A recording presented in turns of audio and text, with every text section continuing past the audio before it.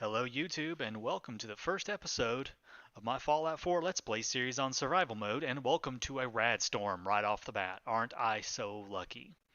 I sat here and I configured my settings, tweaked a few things before I started making the video, and the first thing I get is a rad storm. Go me!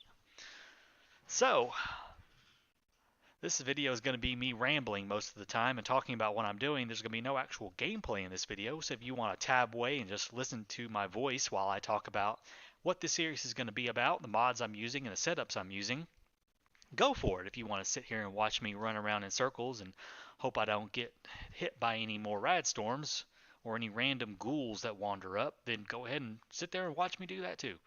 Whichever floats your boat. So to get started, we're going to be playing this game on survival mode. The main overhaul mod I will be using is Better Locational Damage, if I can find it.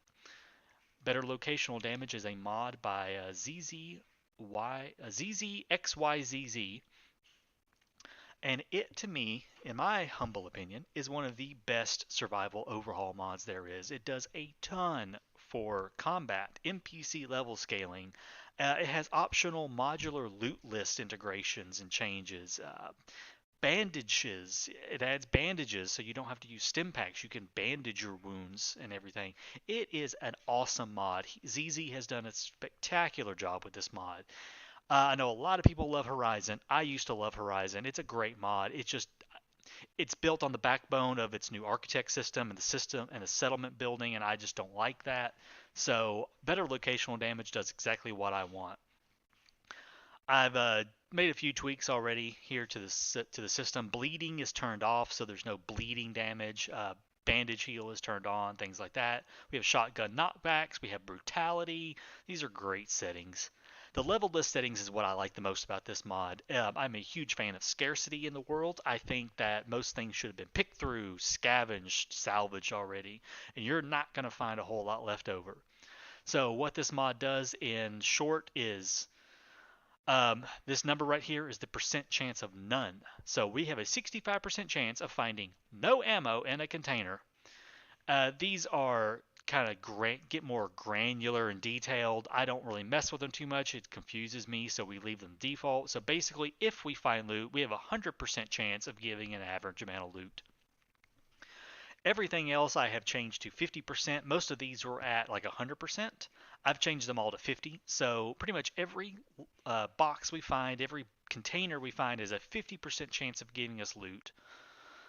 So except for medical loot, we have a 70% chance of getting absolutely nothing. So it's going to make scavenging a lot more interesting, a lot harder to find stuff. Those junk vendors that have, cameras and coolant caps and stuff, they're going to be a little more valuable to having them around. So we might need to get some junk from them. So that's basically kind of a quick overview of Better Locational Damage. It's an awesome mod. I highly suggest you go checking it out and see what it is and see what it does. You may find that you absolutely fall in love with it like I did. We're using immersive HUD. The big things on here is I have the compass is completely turned off. Now I can turn it back on if I want with a toggle key. See, there it is. Oh, and there it's not. But we're going to leave it off.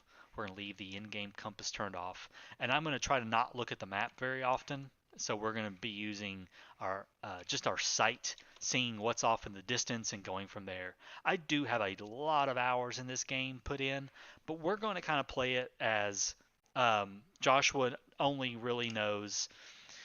He came from Gunner's Plaza, which is um, down here, I believe. Yeah, Gunner's Plaza is in this area, and he probably went that way and up this way to this cabin, and that's probably the direction he went. So he pretty much stayed in the southeast corner of the Commonwealth for the most part with the Gunners. So he doesn't have a lot of knowledge of what's up here.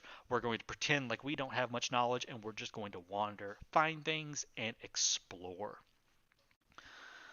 Um, so that is that mod for immersive HUD. We have all that kind of stuff turned off. Oh, and you've probably seen me going in and out of sneak mode and noticed that, hey, the brackets in the middle are missing. That's another thing that we have turned off, that I'm going to leave turned off. Rycon Roleplays, another excellent YouTuber for Fallout 4 videos. He does this with his latest series with Akira, and I thought it was so freaking cool that you have to use your sight and your sound to know if anybody has found you and if you're hidden or not. Great, great idea. So we have the hidden tags and the caution and danger tags turned off. Plus, Josh was not a very sneaky guy, as you'll see from his special stats soon. Sneaking is not his strong suit. He is more a stand your ground, come at me bro type. So we're going to go with that. A couple other mods we're using real quick. We're using Backpacks of the Commonwealth with spawn rates turned up to 30 with an additional 30% spawn chance. That way there are more backpacks in the world. But the biggest part of the Backpacks of the Commonwealth I liked is I can change my carry weight. Our base carry weight is now set to minus 75. That's so not right. Hold on. Something's not right. I've screwed something up already. No, that is not what I want. I want mod config. Here we go. Actually, no, I don't want that. I am an idiot. It's right here under MISC. Okay, settings. It's supposed to be 50. We're supposed to have 50 carry weight. I think I know why I did that.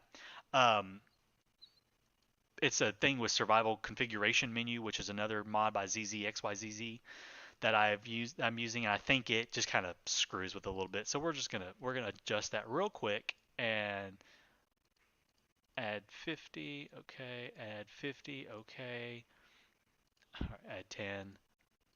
Add 10.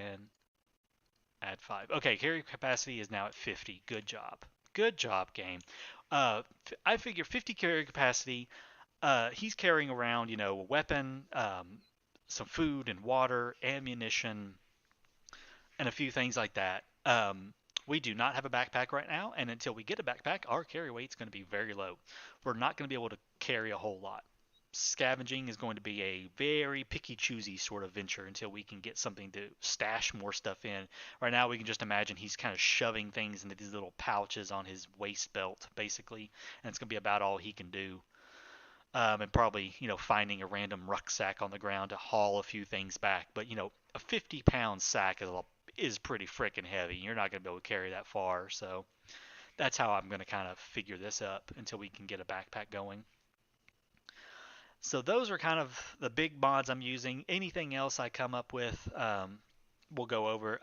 One other thing. Sim Settlements Conquer, using that mod, the latest expansion for Sim Settlements that came out. So we have a number of random settlements that have been pre-built in the Commonwealth. I don't exactly know which ones. I know the list I gave Conqueror, and Conqueror randomly chose between 50 and 100% of those to build. I don't know which ones. Some of them have been left off, like Sanctuary, Red Rocket, Covenant, Bunker Hill. I left off specifically Hangman's Alley, because I'd like to build my home base there. So the Commonwealth's going to be a little more alive. It's going to have a little more interesting stuff going on, and some more cities and some more places to visit and everything. So that'll be kind of cool. We will not be doing Jammer. If you're familiar with Sim Settlements Conquer and its Raider faction, we're not going to be doing that. We're not going to, we got away from the Gunners and the whole, the pricks there. We don't want to join the pricks of the Raiders, so we're not going to be joining Jammer and his Raider faction to go on Raider excursions. So not doing that part. I only did it so I could have some pre-built settlements in the game. Speaking of settlements, we will not be building settlements. This is going to be a settlement build-free game, other than small base camps. And what I mean by small base camps is places like Hangman's Alley. Great place to have a starter camp. We're going to go there. We're probably going to have, just our basics. Cooking workbench, a bed, a place to store some junk, things like that. Now, to compound on top of that, I have a self-imposed restriction in place with settlement building. We cannot build anything in a settlement that is not nearby accessible. It sounds kind of weird. Give an example. What I mean by that is, say, beds. Most people, when they build their settlements, they go and build a very nice, pretty vault bed with the nice, clean sheets and the green comforter and the nice, pretty metal. Now, how in the hell are we building that? Please tell me that. I don't understand it. We don't know. How am I building that? I don't get it. That bed is nowhere within any place for me to go grab it and clean it up and bring it back. That's how I see settlement building. Stuff has to be there and be accessible for you to build with. So we're going to, for the most part, until we get at least a sleeping bag, we're going to be having to rely on mattresses we find on the ground to sleep. So we're not going to be able to place beds down. We're going to have to, and yes, I know there are camping mods out there. The camping mods are kind of old. I've had glitches and bugs with them before. I don't feel comfortable with it, so we're not going to do the camping mods. We're going to use the default games, beds, and mattresses that are all over the place and use those for a bit. Once we get a backpack that has a sleeping bag on it, then we can go to, say, Red Rocket and slap a sleeping bag on the ground. Something like that. Mattresses and stuff and actual beds, there needs to be a mattress within dragging distance.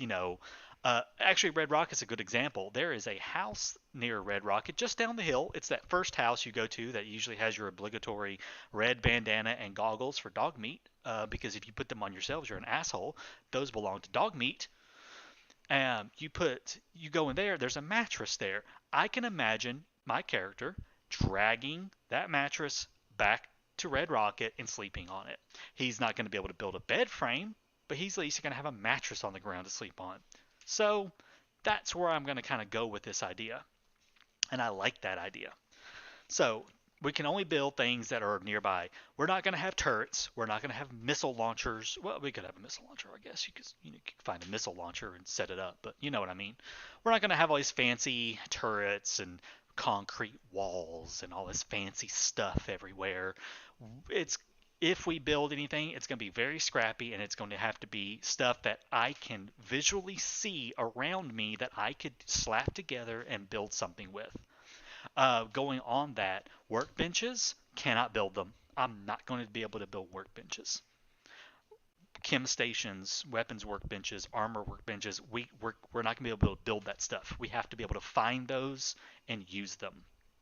The only exception to that is the cooking workbench, and we will build the one that has the concrete blocks on the ground with the hanging pot over it.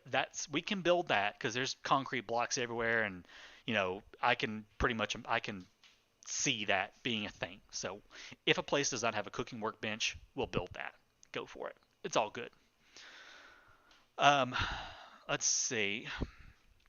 A couple of mod added restrictions I have are going to be we cannot pick crops from farms, so no stealing all of Abernathy's potatoes and melons, and no stealing all of Ten Pines potatoes, stuff like that. So no picking crops. We're going to have to rely on the goodwill of vendors selling us food and finding stuff in the wild to eat. So we're going to go with that. There's a few other restrictions, things I thought about. Quick power armor.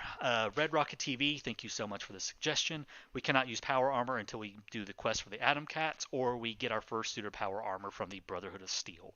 No using power armor. Lockpicking and hacking. We cannot pick up the perks in lockpicking and hacking until we find magazines. So get a copy of Tumblr's Today or a hacking guide, then we could put a point, no more than 1 point, just a point. We have to find more magazines to do more points. I thought it'd be kind of a cool little restriction on that, and a cool little system to do that. I've expanded on that idea a little bit because I got that idea from someone else to do the same with gun nut and armor and blacksmith. We cannot do those, put points in those until we meet someone that can train us in that kind of stuff. So say like Lucas Miller, he's an armor vendor that wanders around. We meet him, he can probably give us a few tips for modifying our armor. So then we can finally pick up an armor perk. Someone like Arturo, or Cricket, they are gun vendors and they make and sell weapons. I figure they'll train us a little bit on that. Blacksmith, I'm not sure who to talk to about blacksmith. I haven't figured that one out yet, but we'll figure that one out. So those are like some restrictions and stuff like that. Similar like with chemist. We have to talk to, I'm probably going to say the drug dealer dude in Diamond City that sends you out to get the mutated fern.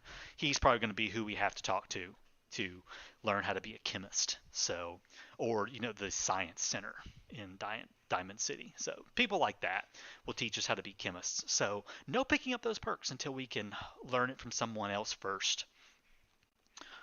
So that is kind of the mods and the background and the what I'm going to be doing with this game and how I plan on playing it.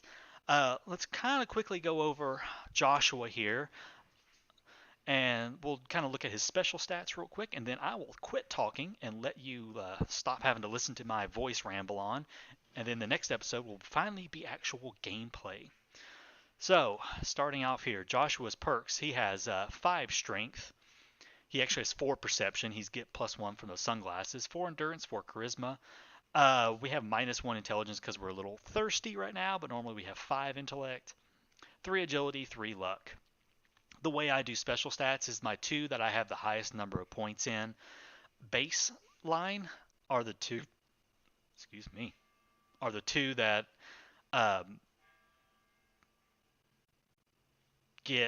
go to +10. So strength and intellect we will go to +10 with. Perception, endurance, and charisma will go up to 5. Agility and luck will stay at 3. And then any bobbleheads we get will increase it. The book, the special book, when we find that, I'm not sure where I'm going to put it yet. We'll put it somewhere. So that is our special stats. In terms of inventory, we don't have much. We got a knife, we got a shotgun, some. We don't have much. We're pretty light on the gear side. So Joshua's going to have to go out and start kind of scavenging. He's down to his last little bits. He knows that this is where he's going to have to stop, make camp, and go out and start looking for things and figuring out what to do with himself in this big old world that he's in now that he's run away from the gunners. So we're going to get out there and kind of figure it out.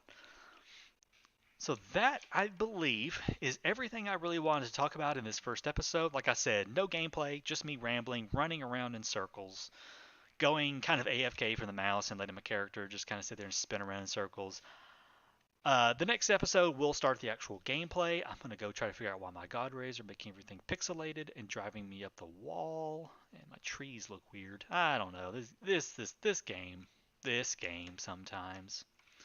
So anyways, hope you enjoyed this first episode of me talking about what I'm going to be doing with the game and everything else. And I hope you are excited and looking forward to seeing how this game is going to play out, especially with all these restrictions. I do it for immersion reasons and realism reasons.